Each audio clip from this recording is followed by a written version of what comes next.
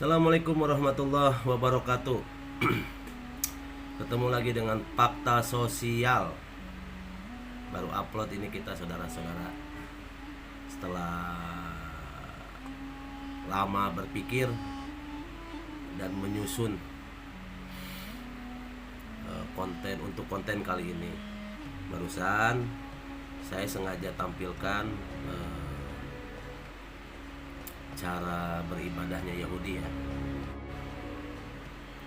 Kali ini saya mau bahas tentang Yerusalem atau Israel. Israel itu terdiri dari dua unsur kata, Isra dan Il. Dari dua unsur kata, Isra dan Il. El itu Elohinu, Elohim, Elohinu, bahasa Ibrani itu.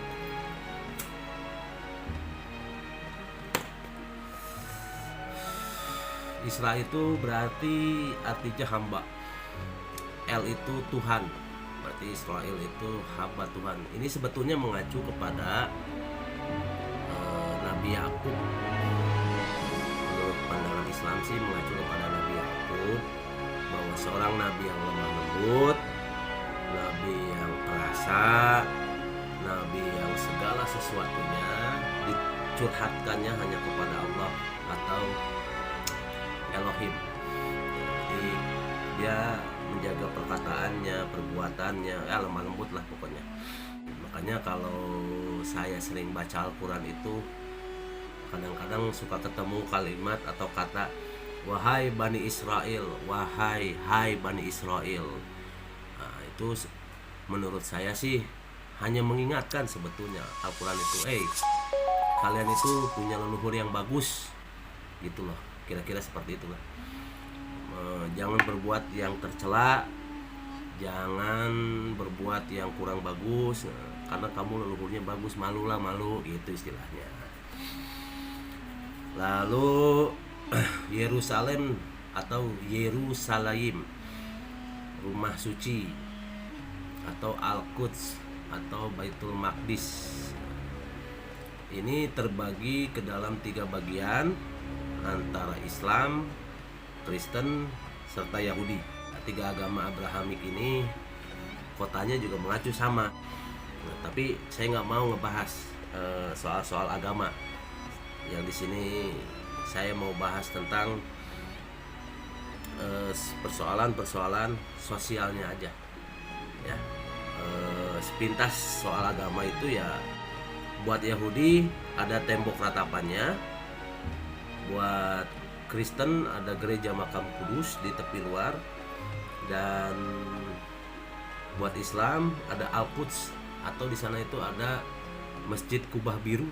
Nah, disitulah tempatnya Nabi Muhammad melakukan perjalanan ke langit. Supaya mempersingkat, mari kita kupas bahasan tentang Israel. Oke. Rujukan tertua tentang Yerusalem ini berasal dari kitab Tanakh, kitab sucinya orang Yahudi. Raja Daud atau David memerintah selama 33 tahun. Maka kota Yerusalem juga disebut sebagai kota David.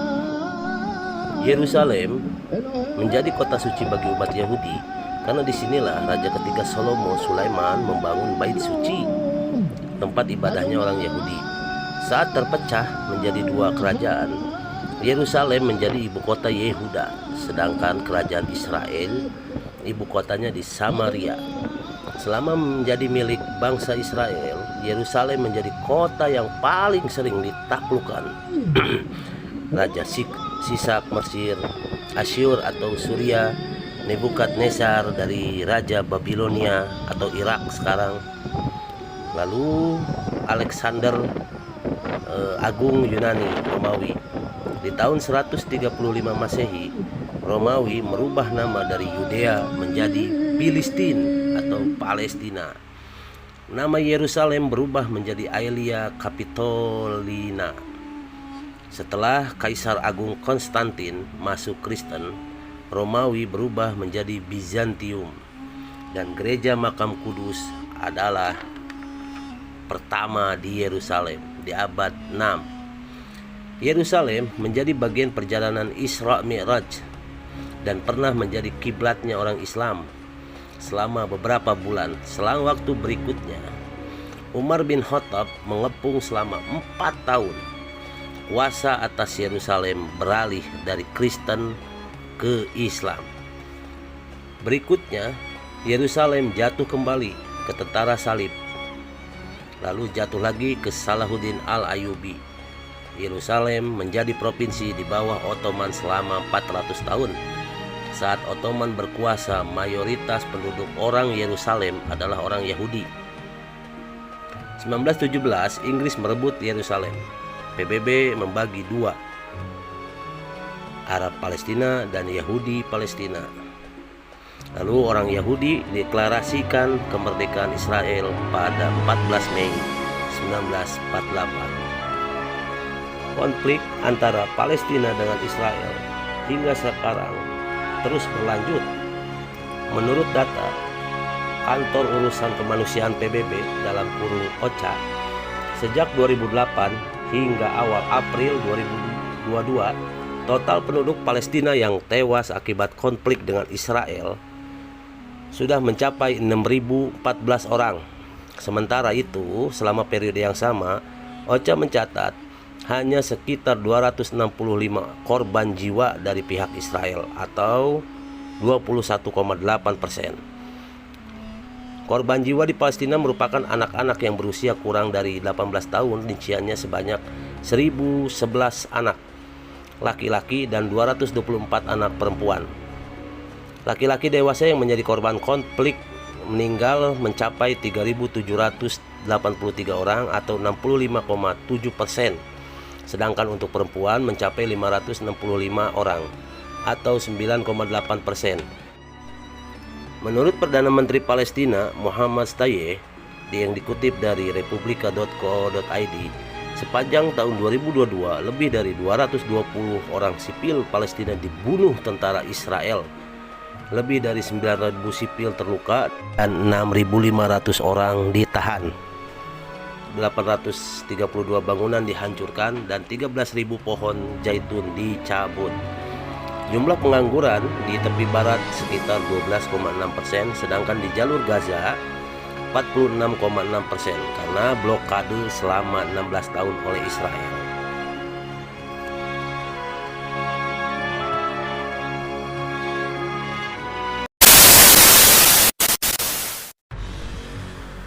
Ya, saya rasa untuk bahasan kali ini cukup dulu.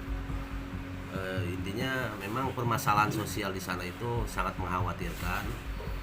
Pengangguran, hidup dalam ketidakpastian, ketidaknyamanan, tangisan, kesedihan sudah pasti tentu banyak di sana. Yerusalem ini atau tanahnya, tempat suci, tanah sucinya 3 agama.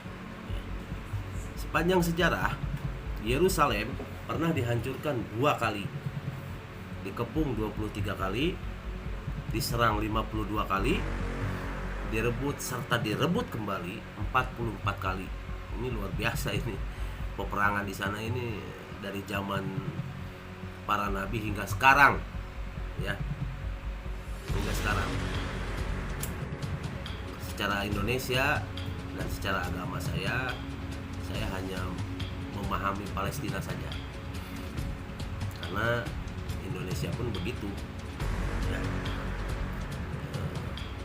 Belum mau mengakui Israel sebelum Palestina terlepas dari penjajahan. Sama saya juga. Oke. Akhirul kalam, saya mohon maaf, banyak kekurangan, banyak kesalahan-kesalahan, saya meminta maaf. Wabil khusus kepada semuanya yang telah subscribe channel saya dan tonton channel saya. Oke. Terima kasih. Wallahul muwaffiq ila aqwamit thoriq. Wassalamualaikum warahmatullahi taala wabarakatuh.